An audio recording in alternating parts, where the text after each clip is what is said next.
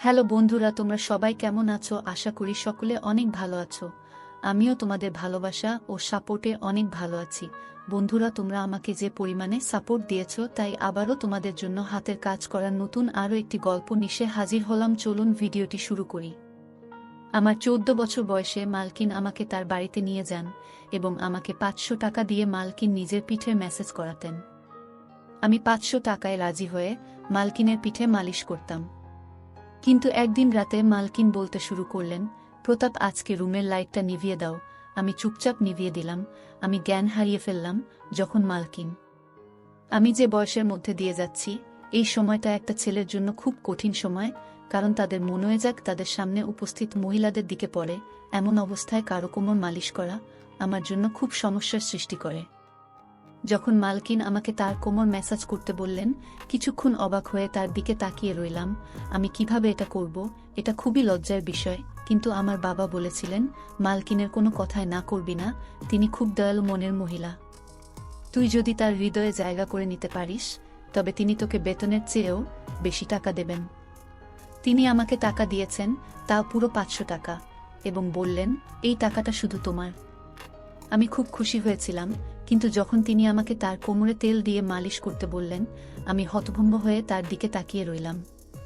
তিনি কিভাবে একটা ছেলেকে দিয়ে মালিশ করাতে পারেন? আমি কিছু বললাম না, কিন্তু খুব নার্ভাস ছিলাম। তিনি আমাকে তার রুমে নিয়ে গেলেন, তারপর বিছানায় শুয়ে তার কোমরে তেল লাগাতে বললেন। আমি যখন তার কোমর থেকে তার কাপড়টা তুলে দিলাম, তখন আমার চোখ বড় বড় হয়ে গেল।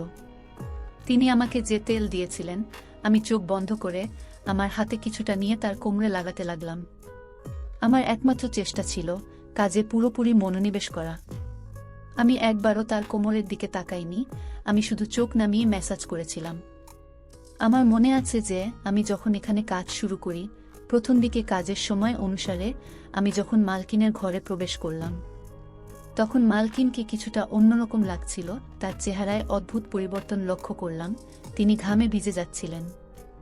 আমি জানি না তার কি হয়েছিল।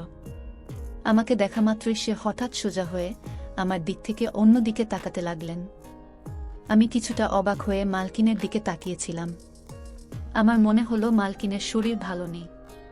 আমি সবসময় নীরবে মালকিনের সেবা করতাম, কিন্তু আজ আমি কিছুটা দ্বিধা নিয়ে মালকিনের দিকে তাকিয়ে তাকে জিজ্ঞেস করলাম, মালকিন, আপনি ঠিক আছেন তো? আপনাকে অন্যরকম লাগছে মনে হয়। আমি আমার মালকিনকে মন থেকে সম্মান করতাম এবং আমি তার জন্য চিন্তিত থাকতাম, কারণ তিনি কেবল আমার মালকিনই ছিলেন না, আমার কাছে তিনি একজন খুব ভালো অভিভাবক ছিলেন। তিনি ছোটবেলা থেকেই আমাকে সাহায্য করেছিলেন এবং তিনি আমার দুঃখী জীবনকে সুখী করে তুলতে খুব সাহায্য করেছিলেন। আমি কষ্টে ছিলাম, কিন্তু তার দেওয়া টাকা আমার জীবন বদলে দেয়। আমার বাড়ির অবস্থা পাল্টে যায়। আমার প্রশ্নে মালকিন নাতে মাথা নেড়ে আমাকে আশ্বস্ত করলেন যে তিনি একেবারে ঠিক আছেন, কিন্তু তার মুখে স্পষ্ট দেখা যাচ্ছিল যে তিনি কিছু লুকাচ্ছেন এবং তিনি খুব টেনশনে আছেন। কয়েক মাস ধরে তার বাড়িতে কাজ করছি। আজকে প্রথমবার যখন তিনি আমাকে ম্যাসাজ করতে বললেন, আমি খুব ভয় পেয়েছিলাম, কারণ পুরো বাড়িতে তিনি একাই থাকতেন, না স্বামী না কোনো সন্তান। এই কথাটা শুনে আমি প্রথমে চুপ হয়ে গেলাম, কিন্তু আমি মালিশ করলাম, সারাক্ষণ আমার হাত কাঁপছিল। আমি ভেবেছিলাম মালকিন একদিনের জন্য আমাকে দিয়ে এই কাজটা করাবেন, কিন্তু এখন তিনি আমাকে দিয়ে প্রতিদিন মেসেজ করানো শুরু করলেন। আমি মালাকনের কোনো কাজে এতটা ঘৃণা বোধ করিনি, কারণ তিনি কোনো উদ্দেশ্য নিয়ে আমাকে দিয়ে কোনো কাজ করাতেন না। কিন্তু যখন আমি একা রুমের মধ্যে তাকে তেল মালিশ করতাম, তখন আমার খুব অস্বস্তি হতো। একটা অদ্ভুত ব্যাপার হলো যে আমি মালকিনকে মালিশ করা শুরু করার পর থেকে মালকিন আমার দিকে খুব ভালোবাসার চোখে তাকাতে লাগলেন। আগে তিনি আমাকে 500 টাকা দিতেন, কিন্তু এখন 1000 টাকা দিতেন। তার এই ভালোবাসায় আমি বিরক্ত হয়ে গেছিলাম। কিন্তু আজও প্রতিদিনের মতো আমি তেলের বোতল হাতে নিয়ে মালিশ করতে গেলাম। আমি 4 বছর বয়স থেকে মালকিনের কোমর মালিশ করে আসছি।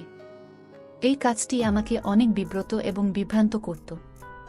আমার মালকিনের উপর রাগও হতো, কারণ তিনি আমাকে দিয়ে এসব কাজ করাতেন, কিন্তু আমি এসব করতে বাধ্য ছিলাম, কারণ আমার টাকা চাই এবং কাজের বিনিময়ে আমার মালকিন আমাকে প্রতিদিন 500 টাকা দিতেন। তাই আমি নীরবে মালকিনের জন্য এই কাজটি করতে থাকলাম। অনেক পরে আমি বুঝতে পেরেছিলাম যে মালকিন কেন আমাকে দিয়ে এই কাজ করাতেন। আমি তেল নিয়ে আমার মালকিনের বিছানায় বসলাম। তারপর হঠাৎ মালকিন আমাকে বলল, প্রতাপ, ঘরের আলো নিভিয়ে দাও। আমি হতবাক হয়ে মালকিনের দিকে তাকালাম। আমার গড়বড় মনে হচ্ছিল, কিন্তু মালকিনকে কিছুই বলতে পারলাম না। আমি ঘরের আলো নিভিয়ে দিলাম এবং অন্ধকারে হাতড়ে হাতড়ে মালকিনের বিছানার কাছে পৌঁছালাম। অন্ধকারে বুঝতে পারলাম মালকিন বিছানায় শুয়ে আছেন। আমি মালকিনের দিকে হাত বাড়ালে মালকিন আমাকে থামিয়ে দিয়ে আমার হাত ধরে তিনি আমাকে যা বললেন তাতে আমি জ্ঞান হারিয়ে ফেললাম। আমার বুক ধুকধুক করতে শুরু করলো। আমি আমার জায়গায় বসে রইলাম। আমার নড়াচড়া করা কঠিন হয়ে পড়ে। আমার মালকিনের কথা শুনে আমি কেঁপে উঠেছিলাম। আমি বাঁকুড়ার একটি গ্রামে থাকতাম। আমার পরিবার খুবই গরিব। আমার বয়স যেহেতু 4 বছর, তাই আমার পক্ষে কাজ পাওয়া বা টাকা ইনকাম করা কঠিন ছিল। আমি বাধ্য হয়ে আমার বাবা মাকে কষ্ট করে সংসার চালাতে দেখেছি। তারা খুব কষ্টে ছিল, কিন্তু আমি তাদের কোনো সাহায্য করতে পারিনি। আমি খুব আবেগী ছিলাম, কিন্তু কোনোভাবে টাকা ইনকাম করে তাদের সাহায্য করতে পারিনি, যাতে তাদের একটি ভালো জীবন দিতে পারি। লেখাপড়া করা আমার স্বপ্ন ছিল, কিন্তু আমি জানতাম যে আমাদের কাছে লেখাপড়া করার টাকা নেই। আমাদের বাড়িতে খাওয়া দাওয়া করাই খুব কঠিন। তবে আমি জানতাম যে আমি যদি আমার শখ প্রকাশ করি, তবে আমার মা বাবা এত কষ্টের মধ্যেও নিশ্চয়ই আমাকে পড়াতেন। কিন্তু আমি এতটা স্বার্থপর ছিলাম না, তাই নিজের শখগুলোকে নিজের মধ্যে দমিয়ে রেখেছিলাম। এবং এই জিনিসটি আমাকে আরও উদাস করত। সেই দিনগুলিতেই মালকিন আমার জীবনে এসেছিলেন। মালকিন একজন বয়স্ক মহিলা এবং একা থাকতেন। তার স্বামী তাকে ডিভোর্স দিয়েছিলেন এবং তার কোনো সন্তান ছিল না। তবে তার অনেক টাকা ছিল, তার অনেক জমিজমাও আমাদের গ্রামে ছিল। মালকিনের নিজের জমিতে কিছু গুরুত্বপূর্ণ কাজ ছিল, তাই আমাদের গ্রামে আসার পর তিনি আমাকে দেখে আমার দিকে তাকিয়ে জানতে চাইলেন আমি কেন স্কুলে যাই না এবং কেন আমি পড়াশোনা করি না। আমি দুঃখের সাথে তাকে আমাদের অবস্থার কথা বললাম এবং বললাম যে আমি আমার পরিস্থিতির কারণে পড়াশোনা করতে পারিনি। পড়াশোনা করলে আমাদের ঘরে খাওয়া দাওয়া বন্ধ হয়ে যাবে। আমার কথা শুনে মালকিন চিন্তায় পড়ে গেলেন। এরপর তিনি আমাদের বাড়িতে এসে আমার বাবা মায়ের সাথে কথা বললেন এবং বললেন যে বাড়ির ছোটখাটো কাজের জন্য তার আমার বয়সী একটি ছেলে দরকার। আমার বাবা মা তখনও চিন্তায় ছিলেন যে কিভাবে তারা তাদের ছোট ছেলেকে এত কম বয়সে কাজে লাগাবেন, এবং সম্ভবত তারা ভাবছিলেন যে আমি হয়তো তাদের ভুল বুঝব। কিন্তু আমি এগিয়ে গিয়ে তার কাজ করতে রাজি হলাম। আমার কথা শুনে মালকিন খুব খুশি হয়েছিলেন। তখন আমি কিছুই জানতাম না। আমি শুধু ভেবেছিলাম মালকিন তার ইচ্ছানুযায়ী ছোটখাটো কাজ করবেন, আর আমি সব কাজ করতেই প্রস্তুত ছিলাম। আমি খুশি মনে রাজি হলে আমার বাবা মাও চুপ হয়ে গেলেন। মালকিন আমার বাবা মায়ের হাতে বেশ কিছু টাকা দিয়েছিলেন এবং তাদের আশ্বাস দিয়েছিলেন যে তিনি প্রতি মাসে টাকা পাঠাবেন, যাতে আমাদের বাড়ির কষ্ট দূর হয়। মনে মনে আমি খুশি ছিলাম। আমার স্বপ্ন সত্যি হতে চলেছে, কারণ আমি সবসময় আমার বাবা মায়ের অবস্থা পরিবর্তন করতে চেয়েছিলাম। আমি আমার জিনিসপত্র গুছিয়ে মালকিনের সাথে শহরে চলে এলাম। মালকিনের শহরে সুন্দর বাড়ি ছিল। এত সুন্দর বাড়ি আমি জীবনে প্রথম দেখেছিলাম। মালকিন আমার থাকার জন্য একটি রুম দিয়েছেন। রুমটি খুবই ছোট, কিন্তু খুব সুন্দরভাবে সাজানো ছিল। রুমে দামি দামি আসবাবপত্র রাখা ছিল। আমার মনে হচ্ছিল যেন ঘরটা আমার স্বপ্নের মতো তৈরি করা হয়েছে। মালকিন আমাকে ছোটখাটো কাজ বুঝিয়ে দিলেন, যার মধ্যে কাপড় দিয়ে রোজ তার গাড়ি পরিষ্কার করা, রাতে তাকে দুধের সাথে জল দেওয়া এবং দিনে 3 বার খাওয়ার বাসনপত্র ধোয়া ইত্যাদি। এই কাজগুলো আমার মতো গরিব একজন ছেলের পক্ষে খুব সহজ ছিল। মালকিনের বাড়িতে বাইরে থেকে রান্না করা খাবার আসত এবং মালকিন তার সাথে আমাকেও খেতে দিতেন। প্রথম দিনই আমাকে ভালো জামাকাপড় দেওয়া হয়েছিল, জুতাও কিনে দিয়েছিলেন। মালকিনের দয়া এখানেই শেষ হয়নি। তিনি আমাকে বলেছিলেন যে তিনি খুব শীঘ্রই আমাকে একটি ভালো স্কুলে ভর্তি করাবেন, যাতে আমি আমার পড়াশোনা চালিয়ে যেতে পারি। শুনে আমি খুব খুশি হয়ে গেলাম। কিন্তু রাত নামার সাথে সাথে মালকিন আমাকে তার ঘরে ডেকে একটি সুগন্ধযুক্ত সিসি দিয়ে বললেন, আমার গায়ে ম্যাসেজ করো। আমি মাথা নেড়ে তাড়াতাড়ি তেল এনে মালকিনের পায়ের কাছে গিয়ে বসলাম। আমি ভেবেছিলাম যে আমাকে মালকিনের পা ম্যাসেজ করতে হবে এবং আমি খুশি খুশি এটি করতে রাজি ছিলাম। কিন্তু মালকিন আমাকে থামিয়ে তার কোমরের নিচের দিকে ম্যাসেজ করতে বললেন। এটা করতে আমার লজ্জা করছিল, কিন্তু কোনোরকমে আমি মালকিনের শরীরে ম্যাসাজ করলাম। আমি তারপর উঠে রুম থেকে চলে গেলাম। আমি ভাবলাম মালকিন মনে হয় ক্লান্ত হয়ে পড়েছেন, আর আমাকে দিয়ে মেসেজ করাবেন না, কিন্তু আমার ধারণা ভুল ছিল। আমি খুব চটকা ছেলে ছিলাম, তাই সব কাজ তাড়াতাড়ি করে ফেলতাম, কিন্তু রাত নামলেই আবার একইভাবে মালকিন আমাকে রুমে ডেকে এক শিশি তেল দিলেন। এটা ভেবে মন খারাপ হয়ে গেল যে আজকেও আমাকে মালকিনের মালিশ করতে হবে। পা পর্যন্ত তো ঠিক ছিল, কিন্তু মালকিন আমাকে দিয়ে যেখানে মালিশ করাতেন সেটি আমার কাছে অস্বস্তিকর ছিল। আজও আমি কোনো রকমে মালকিনের মালিশ করে তার দিকে তাকালাম। তিনি শান্তিতে ঘুমাচ্ছিলেন। আমি বুঝতে পারছিলাম না মালকিন এতে কি সুখ পান। মালকিনের কাজকর্ম আমাকে অবাক করছিল। 3 দিন পরেই মালকিন আমাকে একটি ভালো স্কুলে ভর্তি করিয়েছিলেন। আমি আমার মালকিনের জন্য পাগল ছিলাম, কিন্তু আমার মালকিনের মেসেজ করতে ভালো লাগতো না। মালকিন এটি তার রুটিনে পরিণত করেছিলেন, আর প্রতিদিন সে আমাকে মেসেজ করতে বলতেন। আমি তার অনুগ্রহে ছিলাম, তাই আমি না করতে পারছিলাম না। তাই কিছু না বলে আমি আমার মালকিনকে মেসেজ করতে লাগলাম। মালকিন সম্ভবত বুঝতে পেরেছিল যে আমি তার মালিশ বিরক্তি নিয়ে করি, সেজন্য আমার বেতন বাদেও তিনি আমাকে প্রতিদিন 500 টাকা করে দিতে লাগলেন, এবং আমি আনন্দের সাথে টাকার জন্য এই কাজটি করতে লাগলাম। এইভাবে আমি মালাকনের বাড়িতে অনেক দিন ছিলাম, এবং এখন আমি এতে অভ্যস্ত হয়ে গেছি। মালকিনের একটি ভালো অভ্যাস ছিল যে মাস শেষ হলেই তিনি আমাকে না বলেই আমার বাড়িতে টাকা পাঠিয়ে দিতেন, যা আমার বাবা মায়ের জীবনকে সহজ করে দিয়েছিল। আমিও খুব কষ্ট করে পড়াশোনা করছিলাম যে সারা জীবন যাতে আমাকে মালকিনের মতো মহিলাদের বাড়িতে থেকে তাদের ইচ্ছা পূরণ করতে না হয়।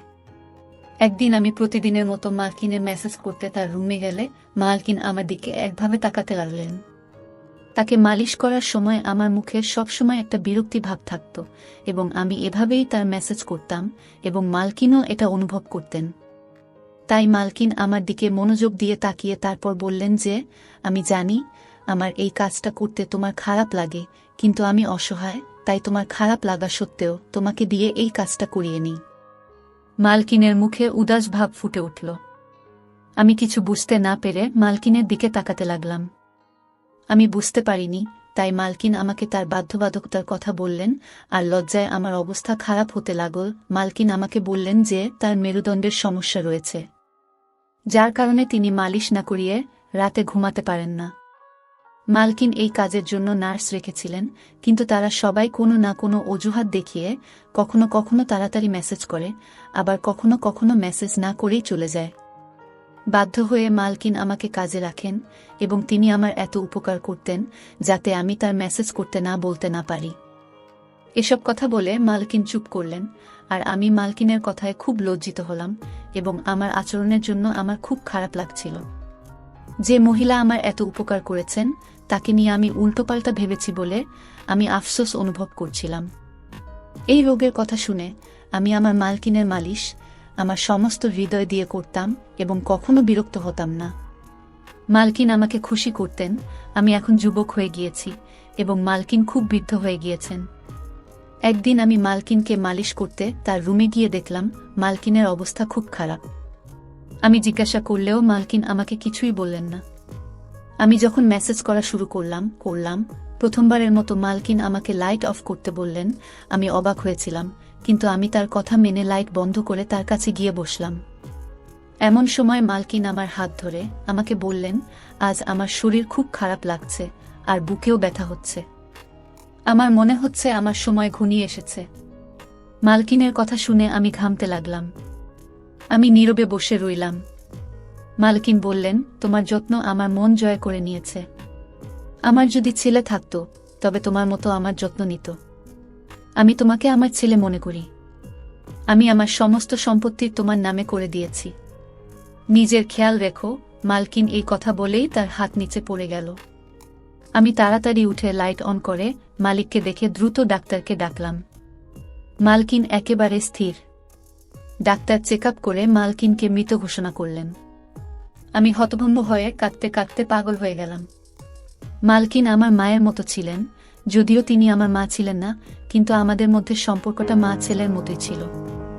আর তার উকিল পরের দিনই তার সমস্ত সম্পত্তি আমার হাতে তুলে দিয়েছিলেন। আমি অনেক বড়লোক হয়ে গেছি, এবং আমি মালকিনের বাড়িতেই থাকি। আমার বাবা মাও আমার সাথে থাকেন। আমার জীবন খুব সুন্দর হয়ে উঠেছে। আমার মালকিন খুব সুন্দর মনের মহিলা ছিলেন। ধন্যবাদ সবাইকে গল্পটা শোনার জন্য।